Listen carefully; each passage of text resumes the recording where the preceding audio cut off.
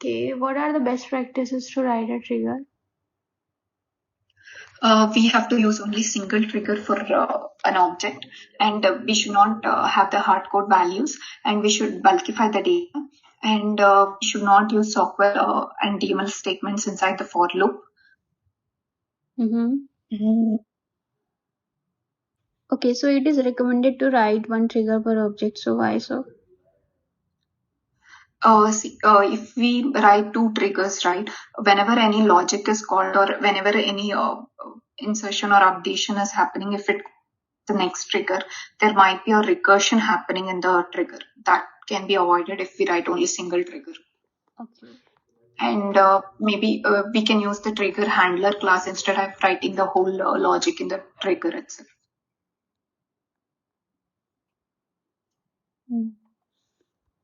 Okay, and in these triggers, have you ever faced read-only error? Read-only error. If the field is not having access, if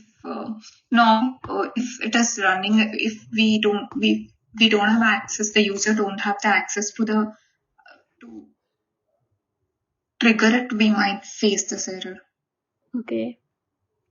Field level access or record level access is not there.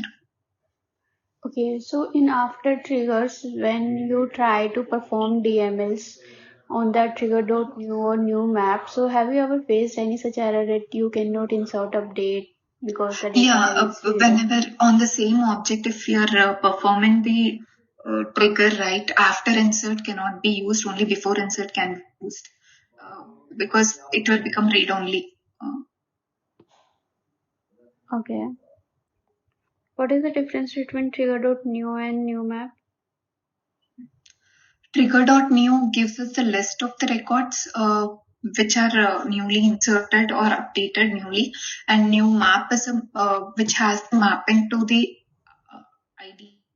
It will have the mapping to, we use this while updating it, so that particular record will have the consisting data mapping to it.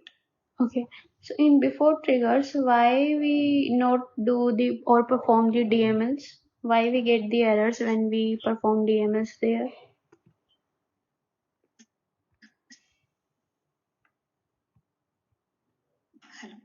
Hello?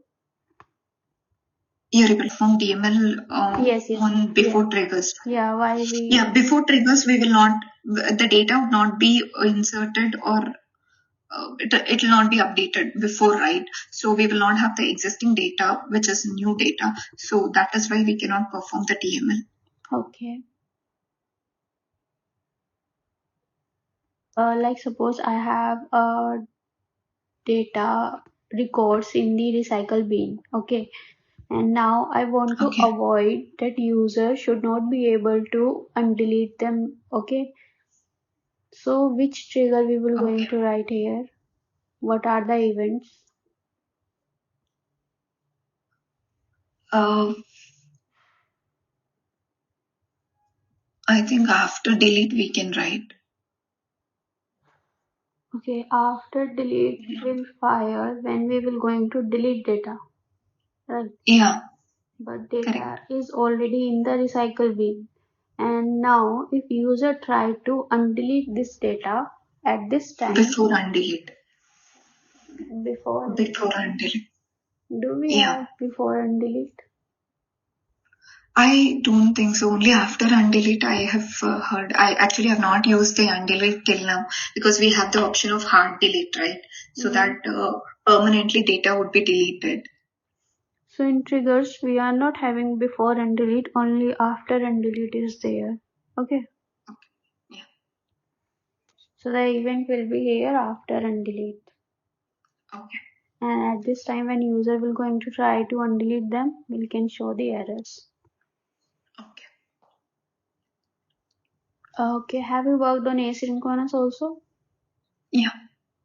Okay. How we will going to make callouts from trigger? We cannot make, it is not a best practice to make callouts from triggers. So instead of that, we can use asynchronous apex like batch apex or future we can use a future method to do the callouts. So why Salesforce do not recommend to make directly call out from triggers? Any specific reason? Yeah,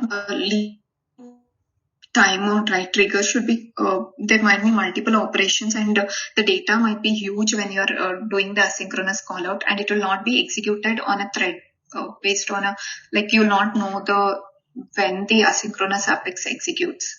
So that is why we don't use it. It might go to recursion also. Okay, to prevent the recursions and all, we're going to separate the transaction for call out. Yeah. What is batch apex? When you have to perform an operation on a huge data, we use batch apex. Like any updation or anything, if we have to perform, like there are many records, like 10,000 records or something, we cannot go do it from trigger, right? It might it will cause the timeout also. So that is when we use the batch apex. And what are the different methods of the interface will used here? We have start, execute, and finish. Where start is used to call the to fetch the data, that is we retrieve the data in the start method. Execute is when, if there is any operation or logic to be executed, we use execute, and finish method completes it. And if any call, if we can make any, if we have to call out or call the other batch, right, we can use the finish method. Can we call batch from another batch? Yeah, we can call. We can make five batches in a queue, but not more than that. Can I call it from start method? No, it should be called from the finish method only. Okay. Because start method, you will be just fetching the data, because it'll be like you will be calling the data, but the operation which is in the initial job, it will not be completed. So only in the finish method we can call the next job batch. Okay, can we call future method from batch? No, we cannot call future method from batch, because we cannot know when the future method executes. So we cannot call the future method from batch. Okay. What are mixed CMS? Mixed DML errors are occur when we perform operations on both setup and non-setup objects. Setup objects like user or profile or something. Non-setup like account or any S objects. We can, if we perform if we perform operations both on the same time, right, we can get this mixed DML errors. Okay. So we are on the feature. Okay, what type of parameter we use to pass in feature methods? We pass only primitive and primitive data types and collections list of data. Why not non-primitives? Non-primitive, if there is an S object and we are making any change in the Salesforce end, because when we are calling it, it might be a different one, and when we are executing, when it is getting executed, it might change also, right? That might cause an error. That is why we don't use S objects in future method. Okay. Can feature method be called from another feature method? No, it cannot be called from another future method, because we will not have the track of the method. Okay. So what are the advantages of queuable apex over this feature method? Future method, we cannot use the S objects as told. In queuable we can use, and in future methods we cannot know how when the future method is executed. We will not have the job track, but in queuable we can know if the method has if the job has been executed or not. And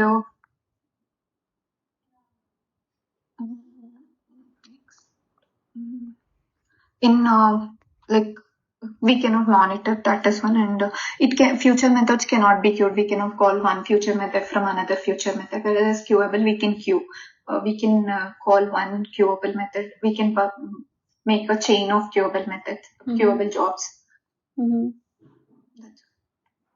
Okay. Okay, so do you know about flows also? I have worked only on auto launched and record triggered flows. I know about flow, screen flow also, but I've not worked on it. Okay, okay. And anything about calling classes or components from flow? Have you worked on this type? No. No, Okay. I have not much worked Okay. on Okay. Okay. So, can you explain me the data security in Salesforce? data security. Yeah, the top level of security is controlled by profile level. Each user we have in Salesforce will have a specific profile, and based on the profile, we can provide the access. To extend the profile level access, we have the permission sets.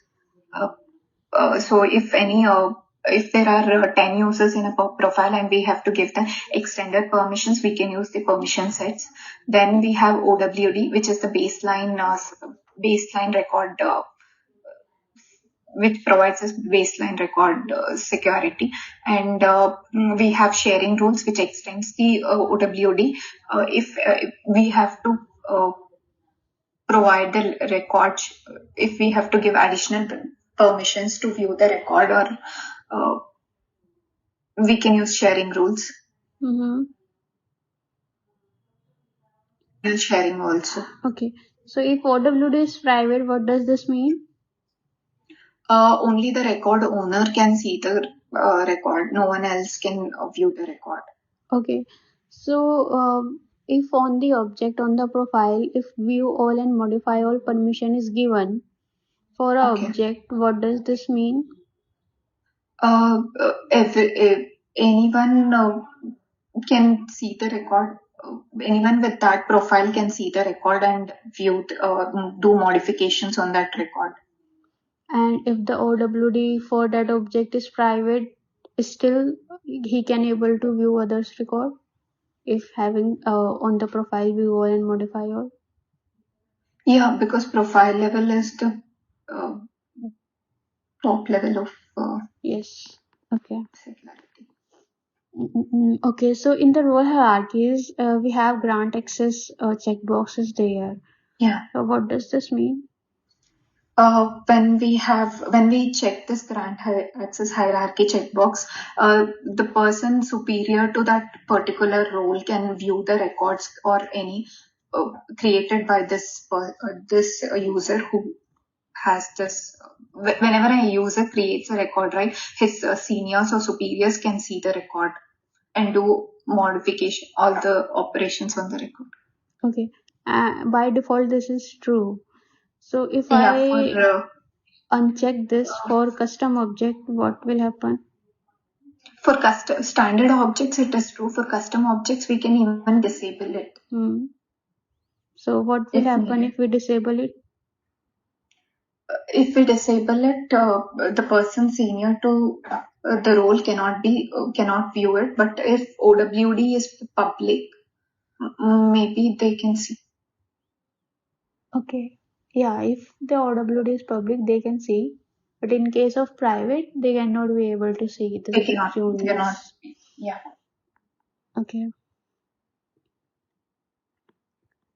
So in the custom settings, can you tell me about the custom setting and the types of custom settings we have? Types of custom settings. Normally, we use custom settings to store the data in the application cache memory. Uh, it is like only confined data types can be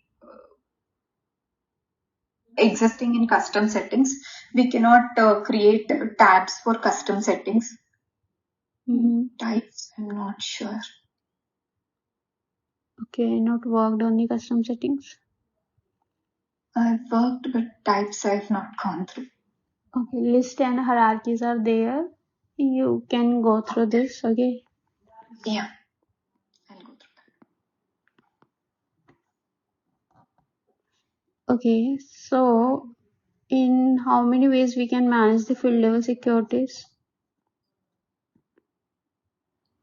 that. Field level security using profile and permission sets. Mm-hmm.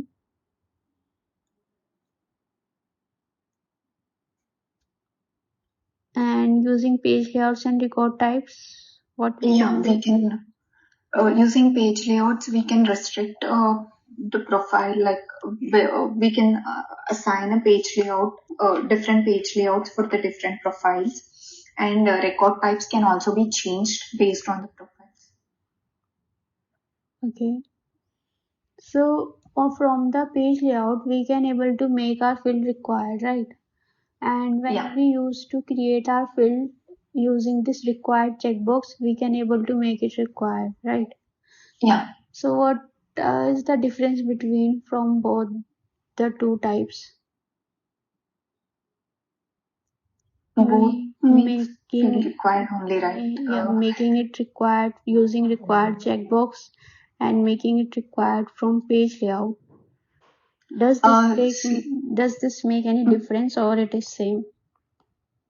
it is same field would be required in any. See, field level, if you make required, right? If there is different page layout for two different users, then the person without this required in the page layout, uh, if consider there is a field which is not marked required in one page layout and marked required in other page layout, the one which is not marked can save it, but the one which is marked as required page layout, that person cannot save it. But if the field only is required, both of them cannot save it in any condition. Like suppose first scenario is field is required from the page layout. Okay. Yeah. Now I am inserting my data using the Apex class. Okay. Okay. And at this time I have not added the value in this required field and perform my DML operation insert. So will I get any error or it will going to create a record? It will create a record. It will not give any error. And if the required checkbox is true, so at this time we Then that time we will get a error. okay. So at the time of from the page layout, it will only restrict from the UI only, not from the backend. So Yeah. Apex API calls, whatever we will do, it will going to create a record in such cases. Yeah. Okay, what are record types and page layouts? Record types are used to restrict, to change the page layouts or the pick list. We use record types. Page layout is the UI based on the profile. We can display different UI for the user. Okay, formula fields. Okay, Yeah, I so worked on yeah, formula. so we used to write our expression in the formula fields. Okay, so I want to Yeah. know in the database, that is in the Salesforce, the expression is saved or the value which will going to calculate it using this expression is going to save in database. The value is going to save. I don't think expression is going to save. Okay, so here expression is saved in the database because value used Okay. to goes on change as if whatever the field we have used in this expression based on the value, the calculated value every time used to change. Okay, only the expression is Okay. saved and based on this expression we are able to see the changed values. Okay. Okay. Okay, in the SOQL queries, what type data types of field we cannot query? What data types we cannot query? Yeah. Or we can query every data types of field. We cannot query. I'm not sure. I'm not getting it. Okay, so rich text area, long text area. These are the two Oh, fields which we cannot query out. Okay, okay. using Yeah. the SQL queries. Okay. I've not come across this. Okay, no problem. So in the SOSL, so what is the difference between SOSL and SOQL? Yeah. In SOQL, we can only query only a single object at a time. SOSL, we can query multiple objects.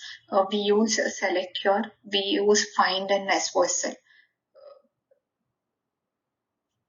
Find means like multiple parameters of different multiple fields of different S objects can be retrieved. So here we will going to retrieve the data, or we will going to find any text or any number from the records. What it will going to show me? It is text-based search. SOSL is a text-based search. It will not find thing. So And here it will going to find out the records, where it will going to find the text which we will going to write there, right? fields. Yeah, yeah. Okay. Okay. And records, SOQL record, we can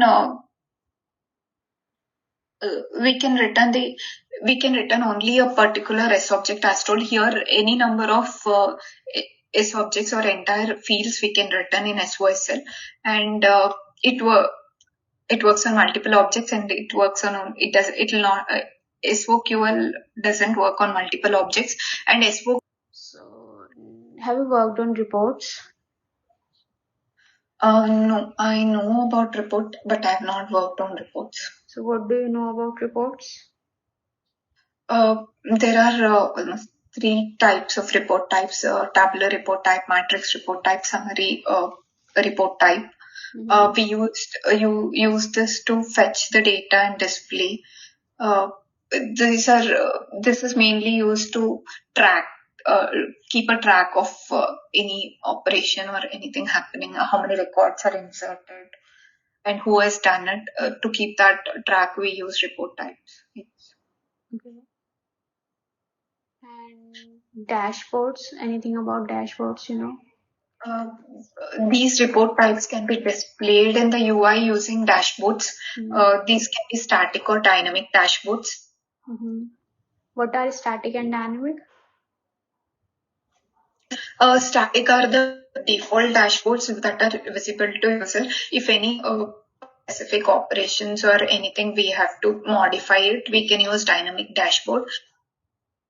Dashboards, it would be organizational wide. Anyone in the organization can see the static dashboards, whereas dynamic dashboard, it would be specified for the user, and specific number of data can be fetched. Static dashboard, normally it would be auto refreshed, whereas dynamic dashboard, it should be opened, or we will not get the real time data.